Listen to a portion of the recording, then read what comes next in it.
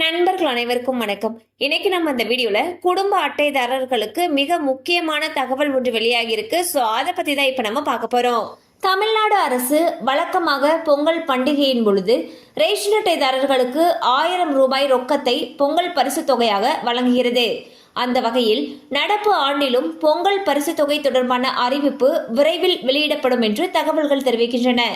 இந்நிலையில் ஏற்கனவே அரசு வழங்கும் மகளிர் உரிமை தொகை திட்ட பயனாளிகள் இந்த பொங்கலுக்கு உரிமை தொகை மட்டுமில்லாமல் பொங்கல் பரிசு தொகையான 1000 ரூபாயையும் சேர்த்து 2000 ரூபாயை பெறுவதற்கான வாய்ப்பை பெற உள்ளார்கள்.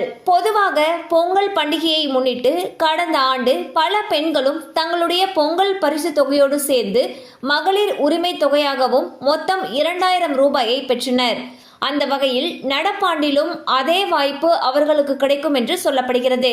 தமிழ்நாடு அரசு கடந்த ஆண்டு செப்டம்பர் 15ஆம் தேதி முதல் கலைஞர் மகளிர் உரிமை தொகை திட்டத்தை செயல்படுத்தி வருகிறது. இதன் மூலம் தமிழ்நாட்டில் உள்ள தகுதி வாய்ந்த குடும்ப தலைவிகளுக்கு மாதந்தோறும் 1000 ரூபாய் உரிமை தொகையாக வழங்கப்பட்டு வருகிறது. இந்த தொகையானது ஒவ்வொரு மாதமும் 15ஆம் தேதியன்று குடும்ப தலைவிகளுடைய வங்கி கணக்கில் நேரடியாக வரவு வைக்கப்பட்டு வருகிறது.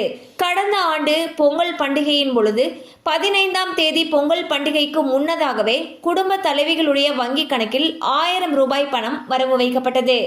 அது மட்டுமல்லாமல் தமிழ்நாடு அரசு சார்பாக ரேஷன் அட்டைதாரர்களுக்கு 1000 ரூபாய் பொங்கல் பரிசு தொகையும் வழங்கப்பட்டது. அது நேரடியாக ரேஷன் கடை வாயிலாக வழங்கப்பட்டது. இதனால் மகளிர் உரிமை தொகையை பெற்று வரும் மகளிர் ஜனவரி மாதத்தில் 2000 ரூபாயை அரசு தரப்பிலிருந்து பெற்றனர்.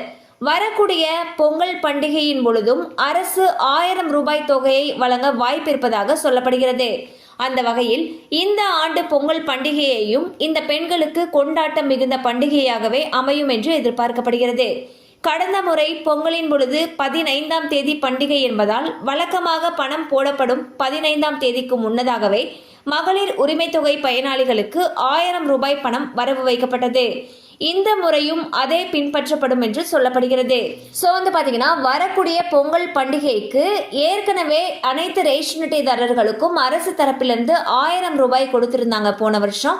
அது மட்டும் இல்லாம மகளிர் உரிமை தொகை திட்ட பயனாளிகளுக்கு ஒரு 1000 ரூபாய் கிடைச்சிச்சு. மகளிர் உரிமை தொகை திட்ட பயனாளிகள் பொங்கல் பண்டிகை வரக்கூடிய ஜனவரி மாதத்தன்று 2000 ரூபாய் பணத்தை பெறுவார்கள். அதே போல இந்த ஆண்டும் இவர்களுக்கு 2000 ரூபாய் கிடைக்கும் என்று எதிர்பார்க்கப்படுகிறது.